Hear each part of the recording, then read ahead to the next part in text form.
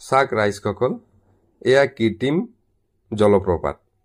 মানুহৰ দ্বাৰা কি সম্ভৱ নহয়। মানুহে নিজৰ হাতেৰে নিজৰ বুদ্ধি দিমাকৰ দ্বাৰা সকলোৱে সম্ভৱ কৰি তুলিব পাৰে।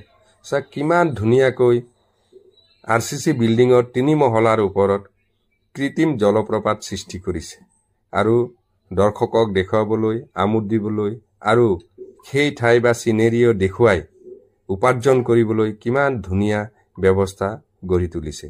সেয়ে মানুহ আটাইতকৈ জ্ঞানী, জীৱশ্ৰেষ্ঠ মানুহৰ হাতৰ পৰশত, মানুহৰ মন মগজুৰ দ্বাৰাই কিমান ধুনীয়া সৃষ্টি কৰিব পাৰে।